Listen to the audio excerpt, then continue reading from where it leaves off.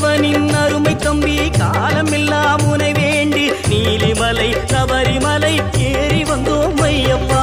காடுமலை கடந்து வந்தோம் ஐயப்பா.